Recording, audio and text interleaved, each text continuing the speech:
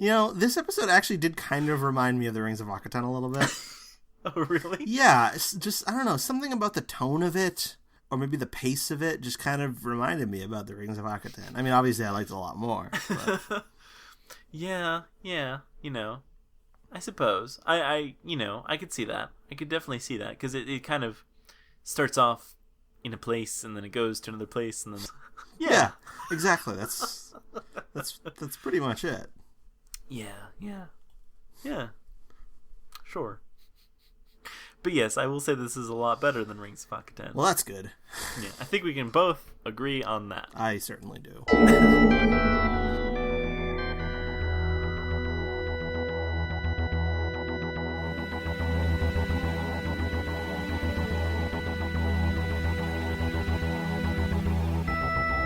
I'm Tom Dickinson. And I'm Louis Midas. And this is The Cloister Room, a podcast about Doctor Who and other things.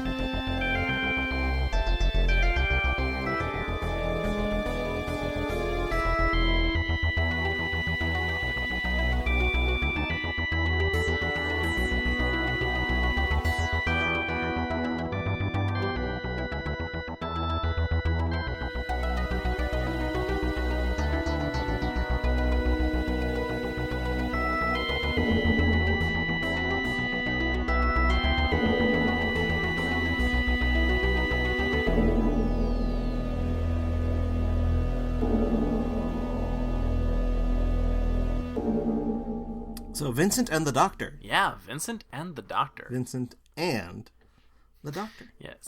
What did you think of Vincent and the Doctor? I really liked it. I liked it too. Which, I mean, not terribly surprising, because I really liked it the first time I watched it. So I was, the thing was that I was kind of worried that I wasn't going to like it as much as I remember liking it.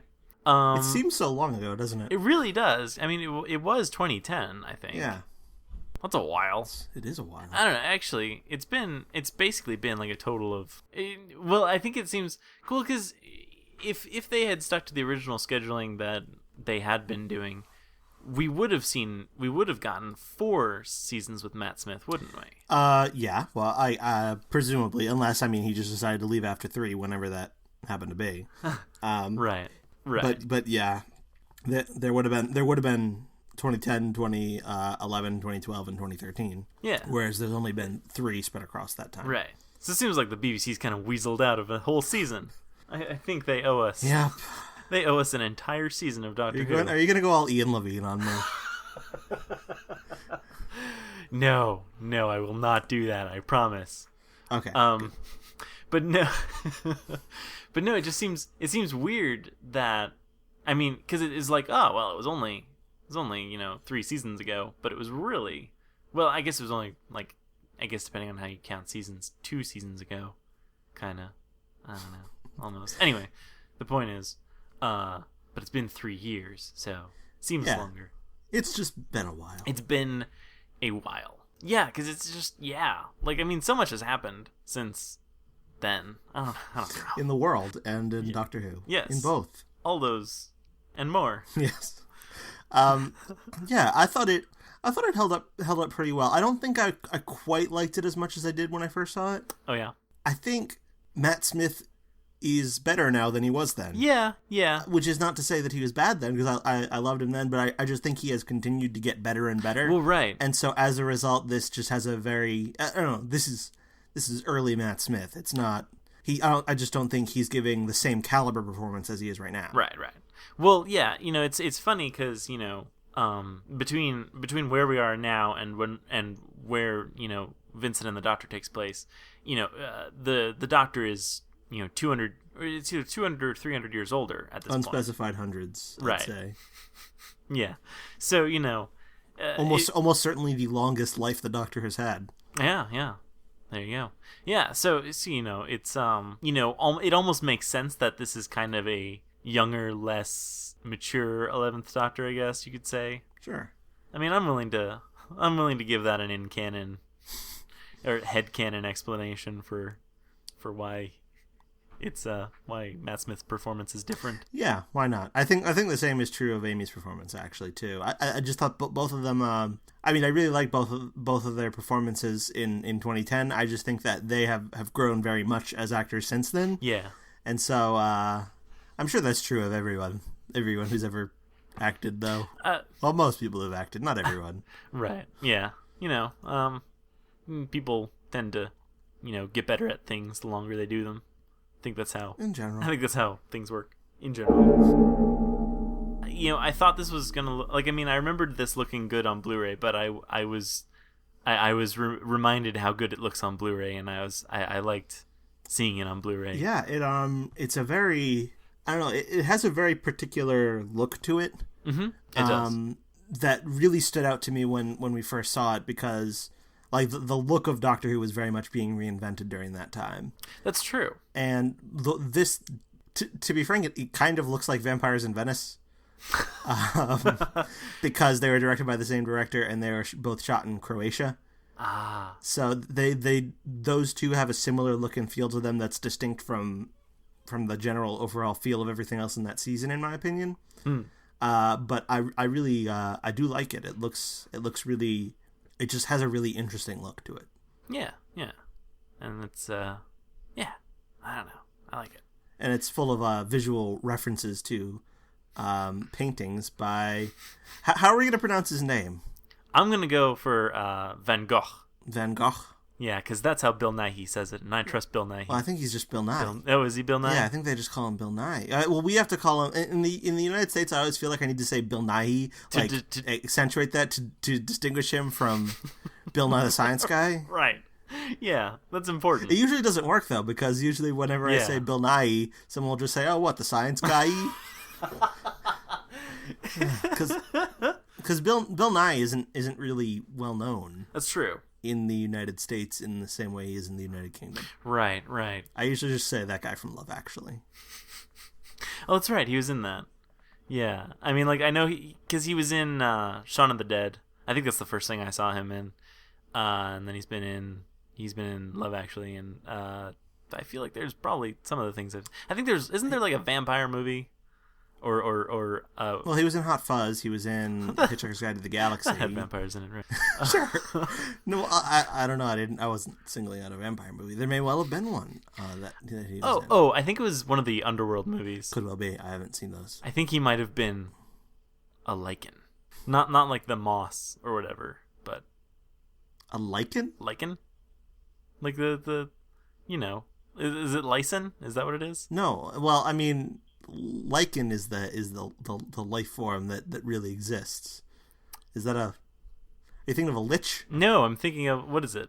Lycan. Oh, a lichen. Yes. Lichen. I don't know what that is. Is that a thing? Oh, yes. It's a werewolf race from the Underworld film series. Oh, well, I haven't seen the Underworld film series, so I know like lycanthrope is another word for werewolf, so that makes some sense. Yes. To be clear, yes. Bill Nye or Bill Nighy, whichever. Bill Nighy. Bill Nigh-hee. He was in Underworld: Rise of the Lichens, not the moss plant thingy, mold, whatever. But okay. So I believe you. Just so I believe that he was in this thing as the thing. And... Yeah. Was he good? Well, I don't know. Because I also have not seen any of the Underworld movies. Well. But somehow I know what these things are. So. Oh, of course. I guess I'm just an Underworld poser. And you've seen Hitchhiker's Guide to the Galaxy, haven't you? I have, and I do. But not experienced any other Hitchhiker's Guide related media other than the movie. Is that right? That is correct. Okay, all right. That's another thing on my list of things I need to consume, but I haven't consumed them yet. Okay. Yeah. But yeah. So yes. Anyway, bottom line, we know who he is. Yeah. The United States. Sure. The United States doesn't seem to. The United States but government does not know of him. Yes. He's unknown to our people. But yeah, He was uncredited in this. Really? Yeah, I don't know why. There might be a very good reason for it, but I don't know. Huh. Well, it could very well be that it's just, everyone knew who he was. Why bother?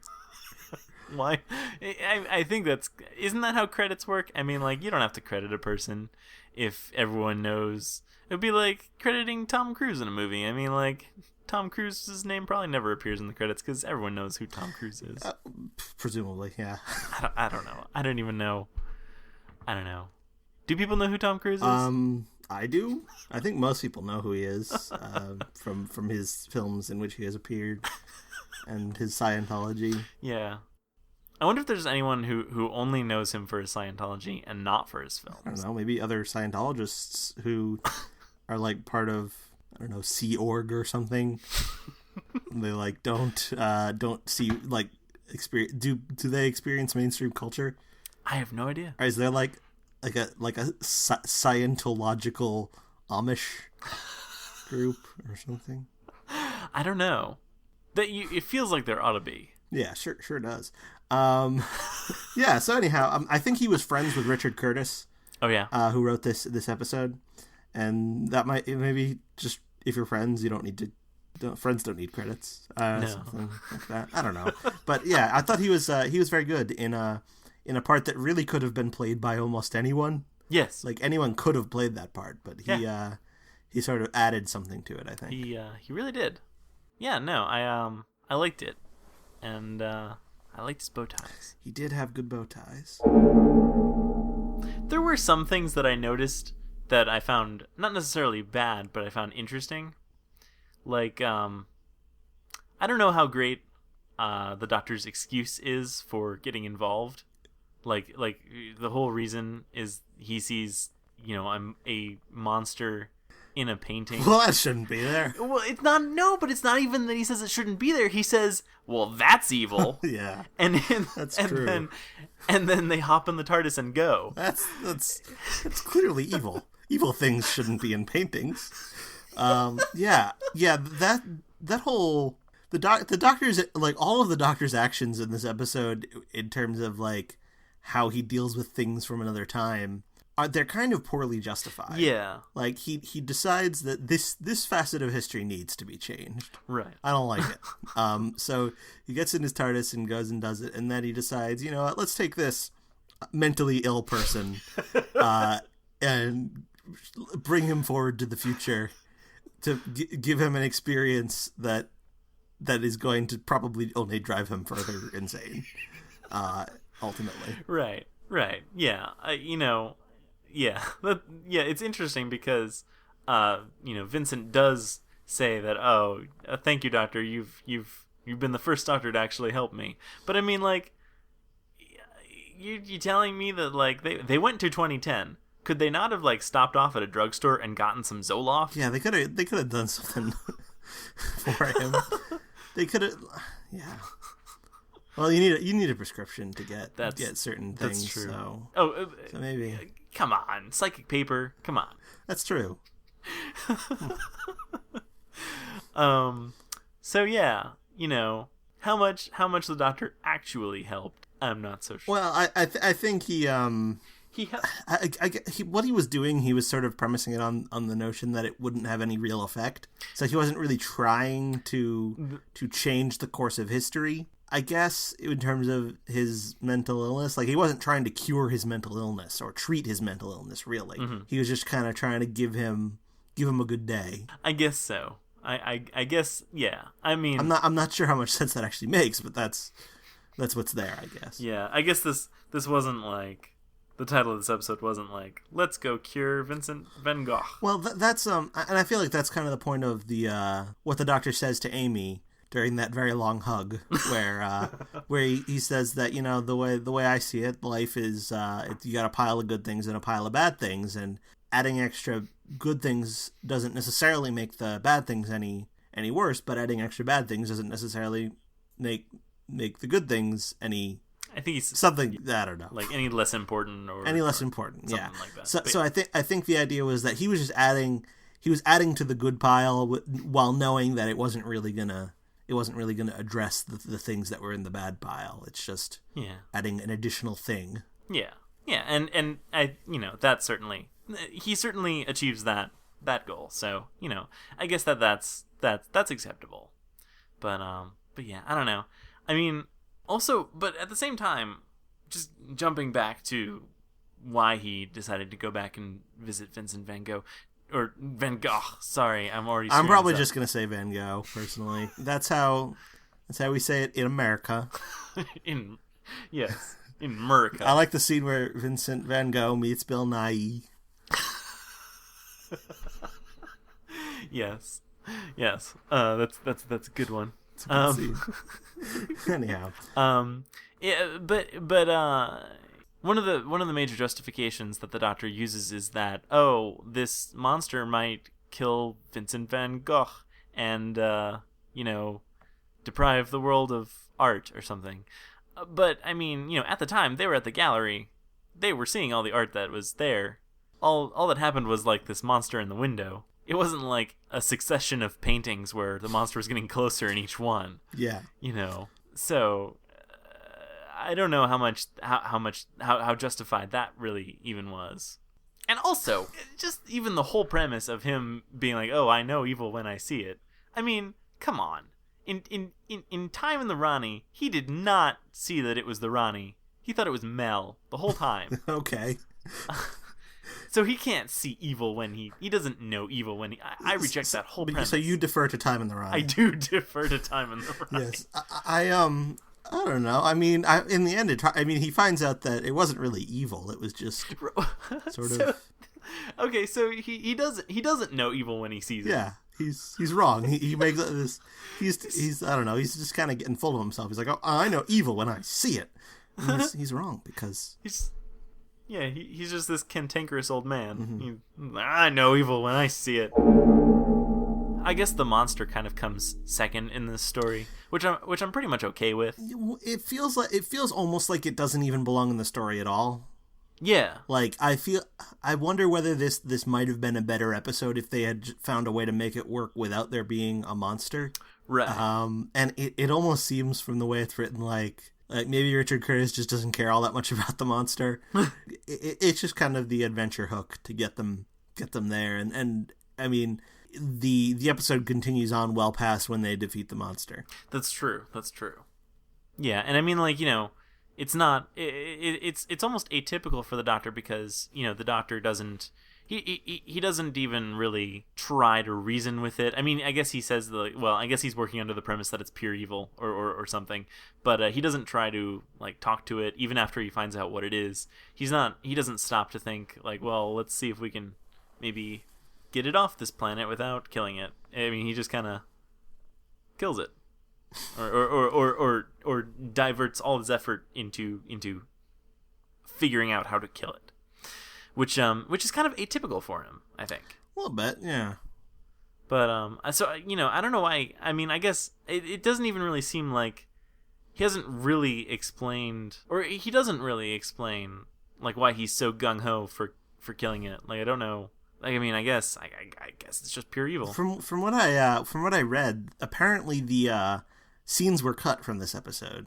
Oh, really? Yeah, it was running long, and then the script was cut down, and then even further, the finished filming it clocked in much longer than it should have been. I think it was almost an hour. Wow. So they had to cut some stuff out, like including scenes where the Doctor was talking about, and I'm so glad this got cut because I don't like this. I don't like it when they do this. The Doctor explains how like the Crephaeus is a monster from that he heard about on Gallifrey that Gallifreyan parents would tell their Gallifreyan children about. I just think that's super lame. Yeah. That you like try to add just a little bit of extra mystique to a lame monster by saying, "Oh, it's vaguely Gallifrey related."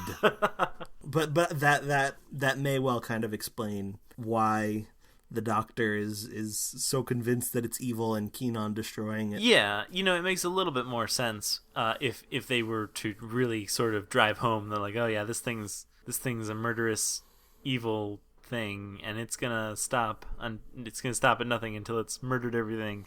And I guess driving that home would have been helpful. But I mean, like, I guess, yeah, the only two scenes I can think of where they explicitly say this thing's evil, this thing's got to be stopped is, in the opening scene where he identifies it from the painting, and then, I think when they're getting ready to go paint the church, he talks about the Crephaeus and, how it just kills people or whatever. He's explaining to Amy, like, that they go around from planet to planet or whatever and something, and, I don't know.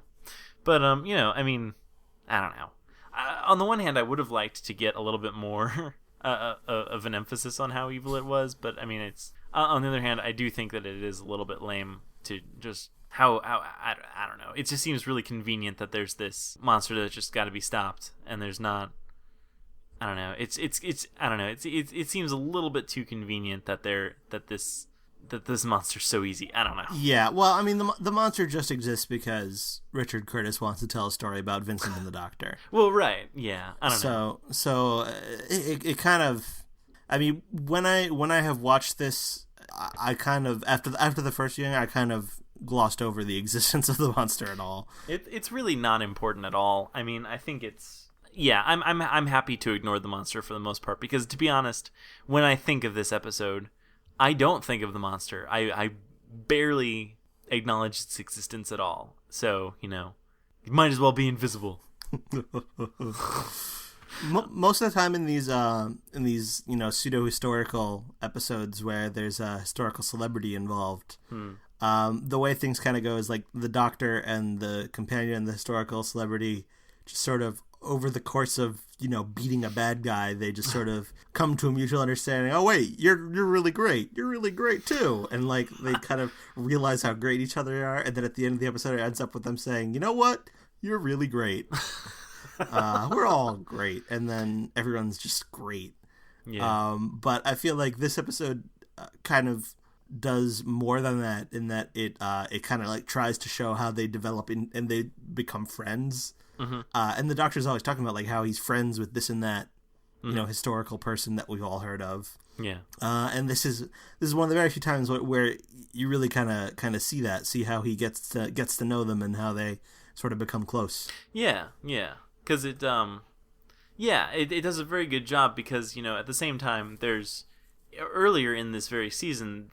There's a sort of implied relationship between him and Winston Churchill that we don't really get to see at all, but it is very cool that they show this sort of developing relationship here with Vincent van Gogh.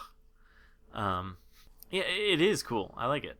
I do really like it. And I mean, if anything, I wish we could have seen a similar thing with Winston Churchill, like where they're lounging around, drinking whatever it is that Winston Churchill would drink. I don't know. Yeah. They should totally do that. There needs to be an episode devoted to this. I don't understand why they haven't gotten on that already. So would you like to see Richard Curtis return to Doctor Who? Sure. I don't know. I don't know. I would definitely. Oh, okay. Well, there you go. Okay. Yeah, I guess he's buddies with Stephen Moffat, even though I don't think he's even that big of a Doctor Who fan himself, actually. But so he has not done any episodes before or since. Right. This was his only. Yeah. Well, I mean, I think sure. I mean, I liked it. I would welcome him back. Although actually, he was executive producer on Doctor Who and the Curse of Fatal Death, so he did do that. Oh, well, there you go. I have seen that. It's been a very long time though. Maybe he'll bring a unique perspective from that. Yeah, I'd be interested to see what else he could come up with. Yeah. I don't know. Apparently his script required heavy rewrites. Oh, really? I think he did a lot of the rewrites himself though. I don't think it was like he handed it over to Moffat and Moffat rewrote it. I think it was like he just took feedback. Yeah. Well, that's cool. Maybe he'll be the next showrunner. Probably not. But yeah, no. So he's a big film dude. Oh, did like Love Actually and stuff. Oh, did he? Yeah, so he was the director of Love Actually. Oh, so is that how Bill Nigh-hee gets all his acting work? Presumably. So did Richard Curtis write Underworld as well? May well have done. I don't know. I don't know anything about those movies. as has been About clearly demonstrated. The lycra or whatever. Is that what it was? Yeah, it might as well have been. Okay. Yes, the lycra. What did you think about the music in the episode? I liked it. I thought it was kind of, I don't know. I mean, because I own this soundtrack, and I can always tell. Actually, for a lot of the episodes, I can tell when they come up in the soundtrack. I'm like, this is from Vampires in Venice. This is from Vincent and the Doctor. I like it, and it's very distinct. It's very distinct. Yeah, I like I like a lot of it. I think that some of it is used in weird ways. Like, there's this, like, really overdramatic orchestral string thingy during, the scene where Vincent breaks down and he yells at the Doctor and he's like, "Get out! Oh, yeah. Get out!" And there's this, like, really over-the-top string arrangement or something, which I think is a bit much. That's true. I never thought about that, but yeah, it does seem like a bit much. But yeah, I like, I think a lot of the other, like, the sort of the slower, like, da, da, da. Da-da, the theme that's sort of like the more like talking scenes is good. So yeah, I like that. I'm not sure how I feel about the song at the end. Oh, that whatever song that was playing on the radio and then magically transferred to the soundtrack. Yes, the one that sounds like Coldplay but isn't. Coldplay on a budget. Yeah, I think I probably would have preferred some Murray Gold there, but yeah, I think so. Maybe when what it might have been is maybe when those guys with the radio passed by Vincent, that just got stuck in his head, and so he was just thinking like that song was just like stuck in his head the whole time that he was walking through the gallery, and so it just kind of, it was really more appropriate that it sort of be the soundtrack in the episode, because it was Vincent's an emotional journey. Sure. I don't know. But yeah, I probably would have preferred to just go with, I don't know, because it always seems kind of out of place when you've got an episode that's mostly just like orchestral stuff, and then at some point they switch to a non-orchestral thing with like a modern-ish band. I don't know. I find that a little bit jarring, unless it's worked in pretty well. Yeah, and I mean that band, whatever it is, I don't remember what the band's name was, but it's not like a completely different universe from Murray Gold's stuff. It's right. kind of, it's got some of the same instrumentation, I feel like, but it definitely, I don't know. They could have got, maybe Murray Gold just ran out of time, just couldn't come up with anything for that. So they're like, all right, we'll license something, because they don't do that a lot. That's true, they don't. Yeah. Maybe it's to avoid issues like they have in, The Evil of the Daleks. Yeah, with the Beatles, and then, in Spearhead from Space with Fleetwood Mac and whatnot. Yeah. Best just to uncomplicate things. Mm-hmm.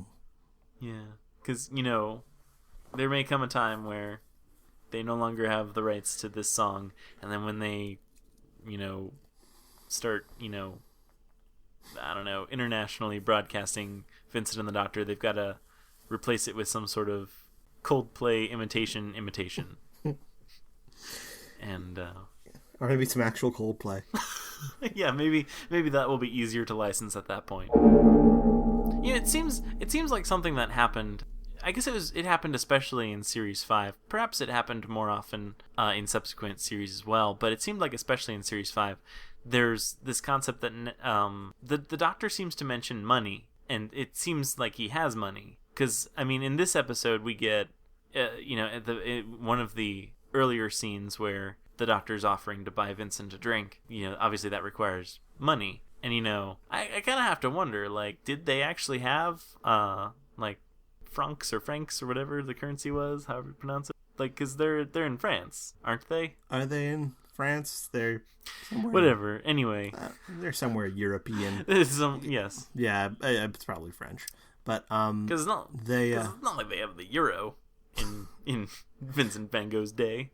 Not yet. I don't know. He might just do some psychic paper trickery when that's needed, like to get credit or something. Open a tab. Yeah, that could be. Yeah, I don't know.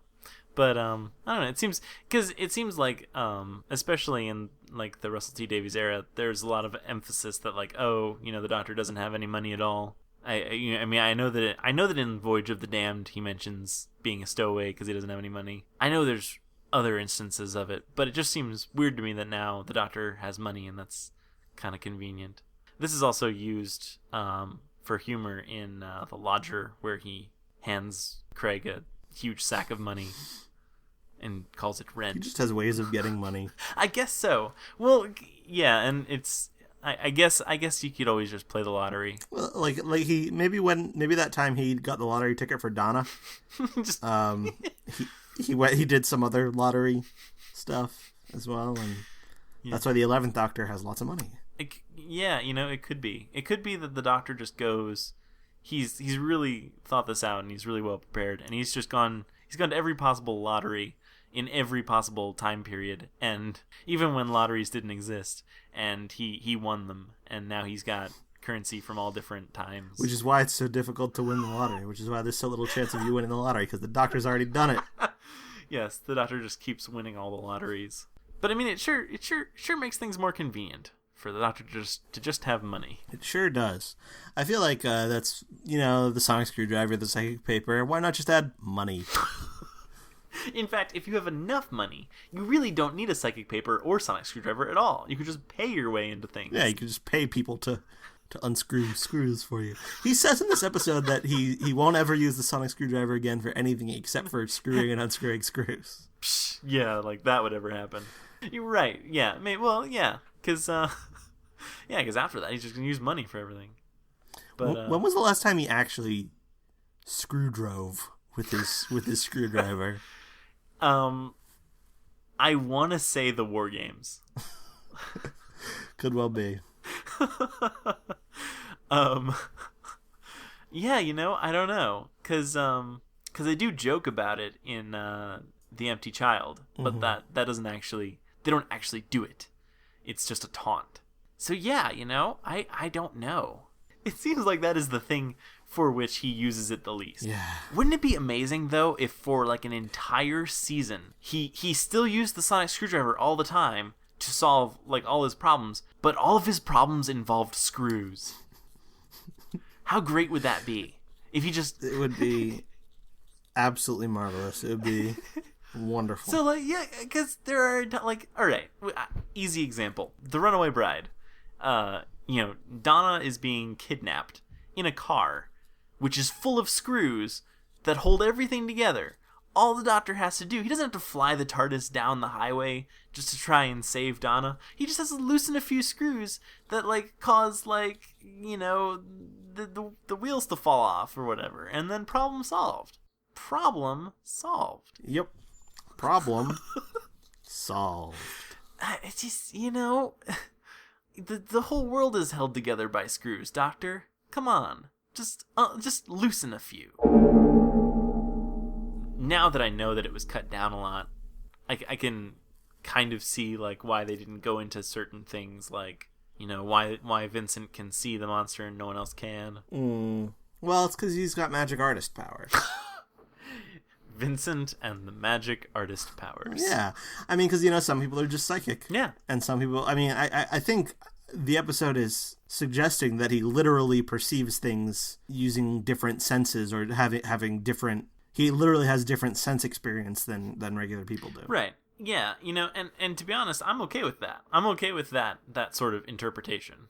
I think, it's... Well, it might be better if he was just, like, really good at art.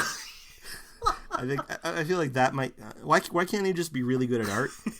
But, yeah, I guess failing that, I am fine with the notion that he just has different senses. Yeah, it's really got to be an either or. Either he's really good at art, or he's got crazy senses. One of those, but definitely not both. What do you think everyone at the end thought of the guy of the guy in the gallery who looked just like Vincent van Gogh? What? Because they didn't seem to care at all. Oh, well. At the very end of the episode, people were just observing art, and they didn't even notice that there was friggin' Vincent van Gogh right there.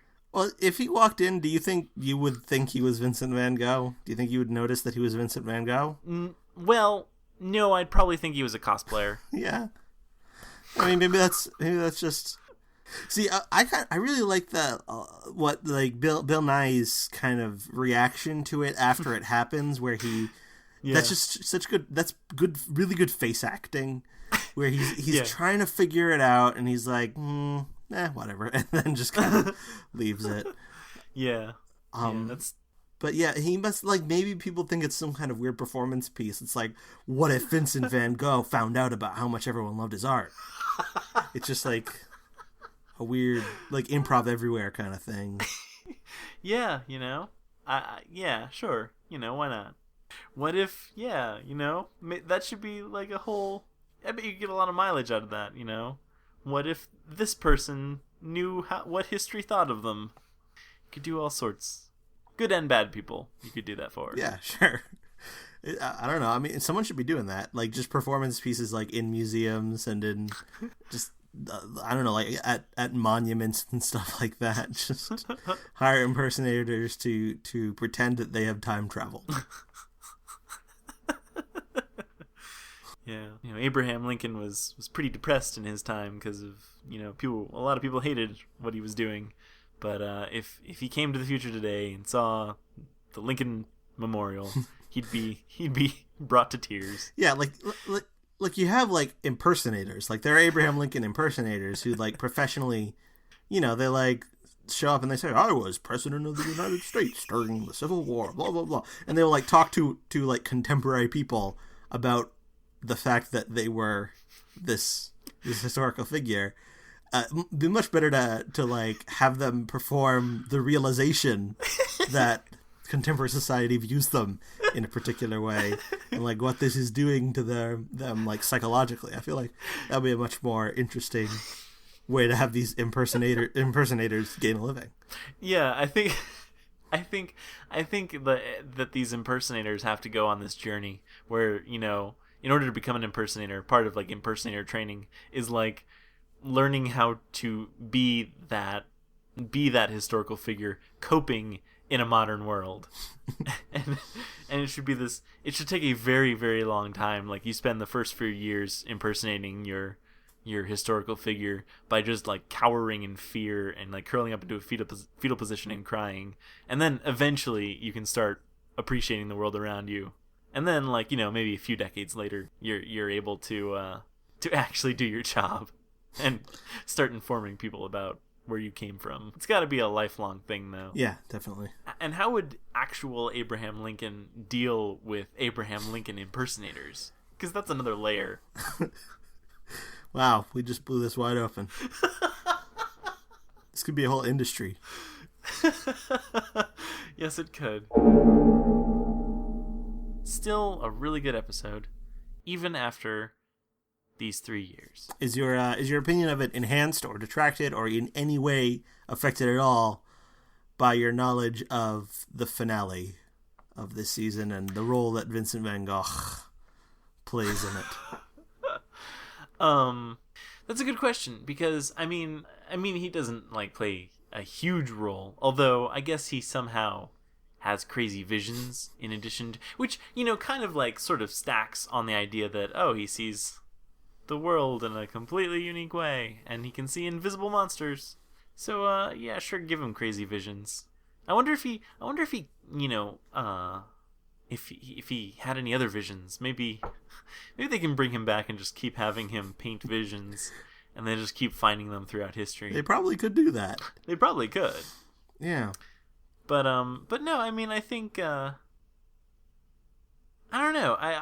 It's funny because in the finale at the time, I just thought it was really cool that they were sort of bringing back all of the characters we'd seen throughout the season together, in one sort of big finale.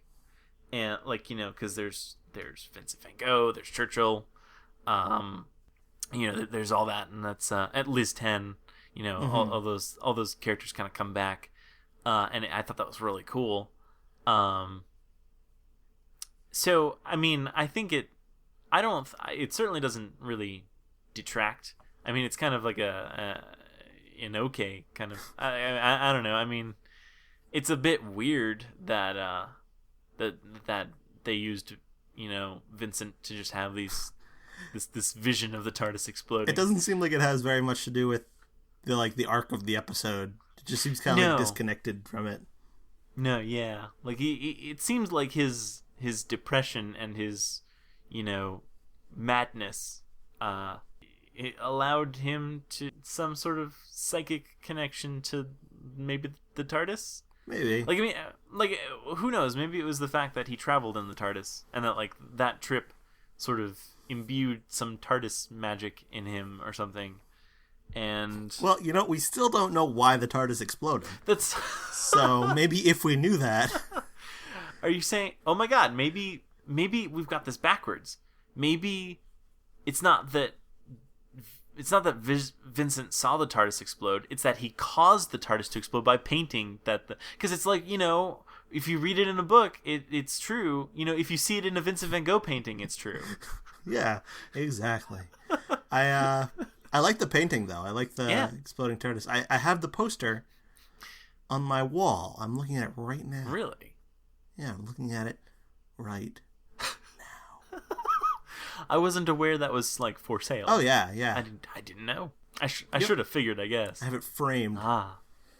And really, I mean, you're looking at a Van Gogh painting. I mean, obviously you're going to have it framed. Exactly. But yeah, I should have figured that would be for sale. And now I kind of want it. Yeah, that was for sale. Also, the Dalek propaganda poster from Victory of the Daleks is for sale. I don't have that though. Yeah, those would be a cool thing to have. I like propaganda posters, or I like parody propaganda posters based on fictional franchises of my choosing. So how many Keep Calm and Carry On parodies do you have? Oh, just a closet full. So the next random Doctor Who story that we will be talking about after Vincent and the Doctor is going to be The Next Doctor. Another New Who story. Yeah. Eventually we'll run out of New Who and it'll balance. The pendulum will swing the other way. Yeah, but wow. It's interesting that we're getting so many how about New that? Who. But yeah, it is the Next Doctor. I like that though because they're very accessible. Yes, they are. Don't have to Both track down the DVD. Yeah, physically accessible and mentally accessible. Because they're not hard to follow. Yeah, they're much more modern. They fit because they were made more recently. Yeah, they fit into that modern TV paradigm. Mm-hmm. But yeah, so cool. I can't imagine I'm gonna have many positive things to say about it, but maybe I'll never know. Yeah, it's entirely possible that I will warm up to it because it has been a very long time since I've watched that. I don't know if I've watched it since it came out. I think I probably rewatched it. Oh, you know what? I think I rewatched it when I got it on Blu-ray because I wanted to see because I was wondering how they were going to do it because I knew it wasn't filmed in HD, so I thought maybe I wasn't sure if they were going to ship me an actual DVD with it. But it was an actual Blu-ray, and I was surprised by this, so I popped it into my Blu-ray player to see how it looked, and it looked pretty terrible. But I mean, it was, but it was interesting. So I think I probably accidentally, as a part of trying to view the quality, I probably viewed the actual episode itself. Accidentally. Yeah, through no intention of my own.